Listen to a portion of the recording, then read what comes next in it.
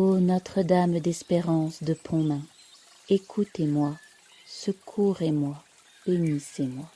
Ô Marie conçue sans péché, priez pour nous qui avons recours à vous. Doux cœur de Marie, soyez mon salut. Notre-Dame d'Espérance de Pontmain, priez pour nous, pour l'Église et pour la France. Nous sommes en 1871, la France est en guerre avec la Prusse depuis plusieurs mois et subit de nombreuses débâcles. Pontmain est à l'époque un petit village paisible de quelques centaines d'habitants. Les habitants y sont profondément catholiques. Le curé du village s'appelle l'abbé Guérin, c'est un homme saint, il a la réputation d'être un homme saint, un homme particulièrement zélé et dévoué à sa petite paroisse. Dans ce village vit la famille Barbedette. Le 17 janvier 1871, un petit peu avant 18h, Eugène et Joseph Barbedette, qui ont 12 et 10 ans, aident leur père dans la grange familiale. Après un quart d'heure de travaux, l'aîné se rend à la porte de la grange pour simplement voir le temps qu'il fait dehors. Le sol est couvert de neige, mais le ciel est dégagé. Et c'est justement le ciel qui attire le regard de l'enfant. Eugène voit quelque chose qu'il n'avait jamais vu auparavant et qui va profondément l'interpeller. En effet, au-dessus d'une des maisons du village, il voit une grande et belle dame habillée d'une robe bleue, parsemée d'étoiles d'or, sans ceinture, mais avec un voile noir cachant totalement ses cheveux et avec une couronne d'or sur la tête. Ce qui marque Eugène, c'est le sourire radieux qu'affiche cette femme. Il va rester là comme en extase pendant environ un quart d'heure. À tel point que son père commence à s'inquiéter de ne pas voir revenir son fils qui était sorti sur le pas de la porte. Donc il décide d'aller le chercher et là il le trouve, le visage illuminé, les yeux tournés vers un point du ciel. Donc il regarde dans la direction où son fils regarde, mais lui ne voit rien de particulier autre que le ciel et il s'interroge sur ce que son fils a bien pu voir. Eugène raconte alors à son père ce qu'il est en train de voir et c'est à ce moment que le deuxième garçon, Joseph, les rejoint et décrit exactement la même vision que son grand frère. Le père appelle alors des voisins, mais eux ne voient rien. Peu à peu, avec les cris exaltés des enfants, les villageois commencent à être attirés par l'événement et un attroupement se crée. On envoie chercher sœur Vitaline, qui, elle non plus, malgré sa foi, ne voit rien.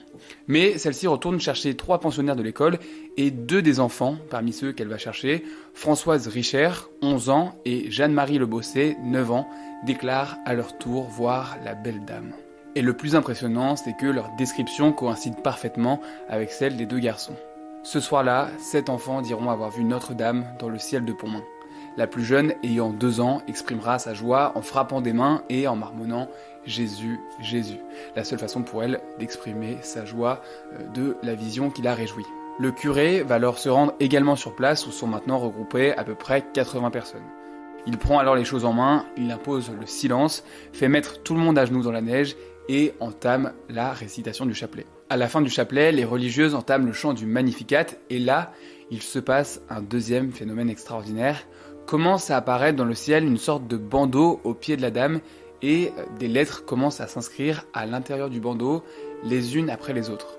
D'abord un M, puis un A, puis un I, etc. Tout le monde est suspendu à l'énumération des lettres par les enfants. Une phrase va ainsi s'inscrire progressivement dans le ciel. « Mais priez, mes enfants, Dieu vous exaucera en peu de temps. » Puis une deuxième ligne commence aussi à être écrite, lettre après lettre. « Mon fils », là l'émotion de la foule est immense parce que c'est l'assurance qu'il s'agit bien de la Vierge Marie et qu'elle parle du Christ. Les enfants continuent d'épeler, un S, un E, puis après un petit espace, un L, un A, un I. « Mon fils se laisse toucher ». Ce sera la dernière phrase, bien qu'on observera d'autres changements dans le ciel, comme par exemple des cierges qui apparaîtront, ou encore un crucifix couleur sang qui apparaîtra dans les mains de la Vierge avec l'inscription « Jésus-Christ ».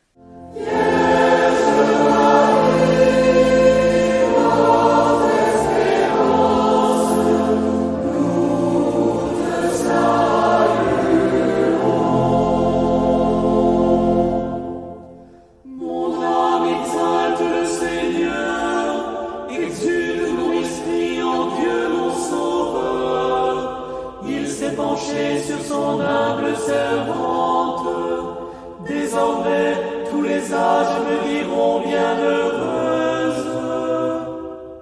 Le puissant fait pour moi des merveilles, saint est son nom, son amour